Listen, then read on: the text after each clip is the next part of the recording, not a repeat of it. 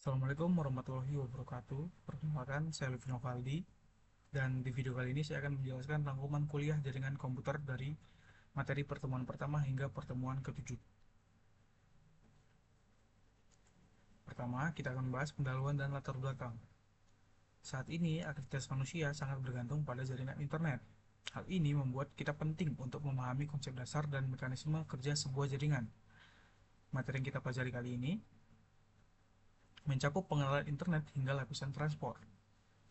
Nah, pemahaman mengenai jaringan komputer sangat penting karena aktivitas manusia modern sangat bergantung pada pertukaran informasi digital.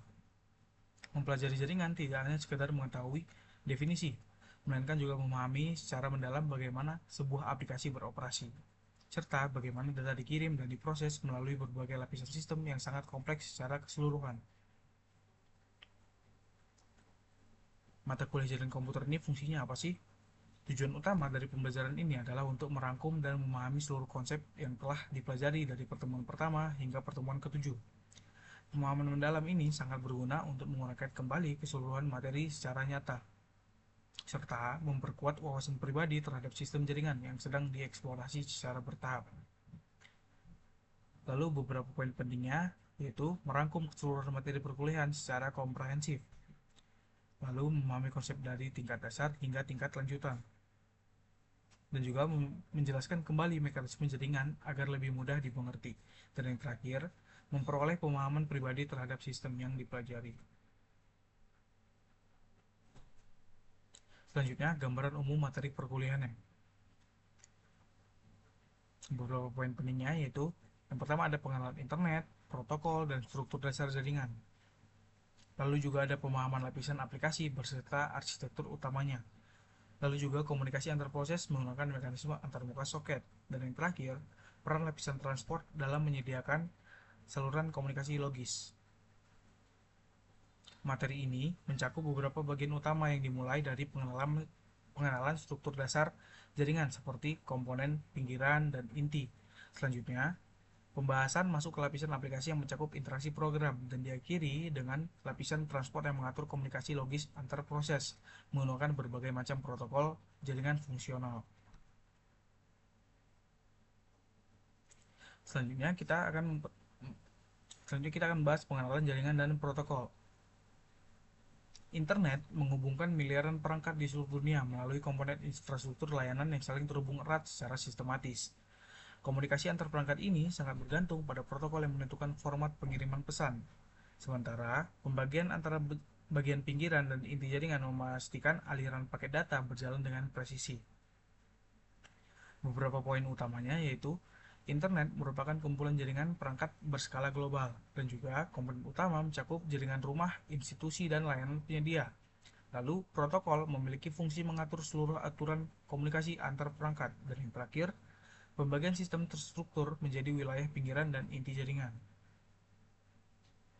Selanjutnya, media transmisi dan pengiriman data.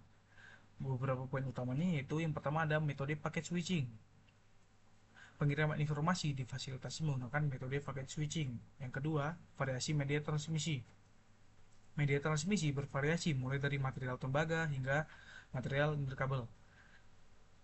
Selanjutnya, mekanisme store and forward. Mengadopsi mekanisme store and forward dalam meneruskan paket data. Dan yang terakhir, faktor hambatan transmisi, meliputi proses propagasi dan antrian router. Nah, selain poin-poin tersebut, ada beberapa insight yang perlu kita ketahui, seperti data yang dikirim melalui jaringan dipecah menjadi bagian-bagian kecil yang melintasi berbagai router menggunakan teknik pertukaran paket dan mekanisme penerusan data terpusat. Proses pengiriman ini sangat dipengaruhi oleh jenis media fisik yang digunakan, serta berbagai hambatan penyaluran, terutama saat jumlah paket datang melebihi kapasitas antrian paket. Selanjutnya, jaringan akses dan proses routing. Jaringan akses sangat krusial karena berperan sebagai jembatan fisik utama antar perangkat, pengguna akhir dengan titik jaringan inti sentral. Di dalam wilayah tersebut, setiap router beroperasi penuh secara cerdas melakukan penentuan jalur terbaik, serta memindahkan paket data melintasi berbagai tingkat hierarki penyedia layanan skala besar. Beberapa poin pentingnya yaitu, yang pertama, jaringan akses mengaitkan perantara pengguna akhir menuju jaringan inti. Lalu, teknologi akses tersedia dalam wujud koneksi kabel maupun spektrum nirkabel. Lalu, operasi jaringan inti sangat bergantung pada proses routing dan forwarding. Dan yang terakhir, struktur jaringan tingkat global tersusun dari kumpulan penyedia layanan bertingkat. Selanjutnya, arsitektur lapisan aplikasi. Poin-poin penting di sini yang pertama, lapisan aplikasi melayani interaksi langsung dengan kebutuhan pengguna. Lalu, struktur program dibangun atas dasar hierarki sentral maupun penyebaran setara. Lalu, komunikasi program berjalan melintasi batasan jarak fisik melalui jaringan. Dan yang terakhir, identifikasi proses sangat bergantung pada peran penempatan alamat dan port. Selain poin-poin tersebut, ada beberapa insight yang perlu kita ketahui seperti lapisan fungsional ini merupakan bagian paling atas dalam arsitektur yang memungkinkan program berinteraksi langsung memfasilitasi kebutuhan pengguna di seluruh wilayah. Setiap aplikasi jaringan yang sedang berjalan akan saling bertukar pesan melalui antarmuka khusus berupa soket yang mengandalkan identifikasi alamat spesifik untuk mengarahkan keseluruhan data secara tepat sasaran. Lalu ada protokol HTTP dan layanan web. Beberapa poin pentingnya yaitu protokol pertukaran situs mengandalkan pola komunikasi tanpa rekam jejak. Lalu, interaksi data diformulasikan ke dalam bentuk pesan, permintaan, dan balasan. Lalu, instruksi operasional difasilitasi melalui berbagai metode spesifik perintah. Dan yang terakhir, percepatan akses situs didukung penuh oleh teknik cache. Nah, selain poin-poin tersebut, ada beberapa insight yang perlu kita ketahui, yaitu protokol pengiriman dokumen digital memfasilitasi komunikasi web dengan cara memproses permintaan pengguna dan memberikan balasan tanpa harus menyimpan memori riwayat tindakan sebelumnya. Meskipun bersifat independen, protokol ini memanfaatkan berbagai metode khusus serta kode status konfirmasi dan sangat terbantu oleh mekanisme penyimpanan salinan perantara guna, mempercepat waktu muat halaman.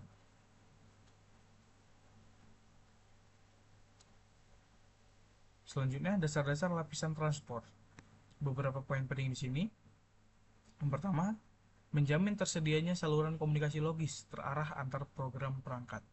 Lalu, menyediakan layanan vital meliputi penggabungan dan pemisahan arus data. Lalu, proses pengiriman diawali dengan pemecahan ukuran berkas menjadi segmen data.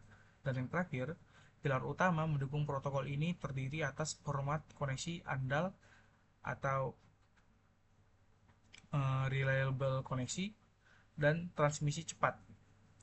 Nah, selain poin-poin tersebut, ada beberapa insight yang perlu kita ketahui seperti lapisan pengangkutan memegang peranan krusial dalam memastikan jalur komunikasi logis tetap terbentuk di antara berbagai perangkat yang menyala secara terpisah. Seluruh blok data dari lapisan tingkat atas akan dipecah terstruktur menjadi porsi kecil sebelum dikirim, di mana fungsi penggabungan serta pemisahan memastikan penyaluran data tersebut kembali secara sangat akurat. Lalu ada UDP dan transfer data andal atau Reliable Data Transfer. Saluran transmisi bergaransi wajib melalui proses kesepakatan jaringan awal. Pencegahan tumbangnya perangkat penerima dikontrol tegas oleh aliran memakai pembatasan percepatan. Dan juga sistem pengaturan transmisi menjamin setiap berkas mendarat mengikuti barisan yang persediaannya kerangka tanda bukti pengiriman. Selain mencegah akibat lonjak proaktif dalam mengendalikan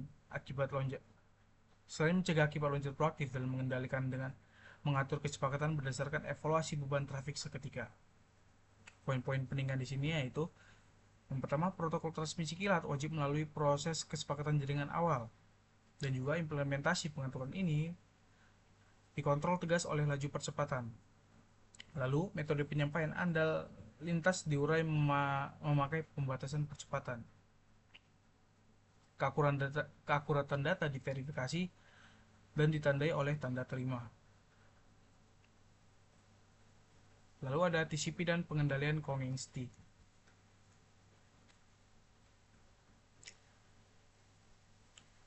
Beberapa insight yang perlu kita ketahui di sini.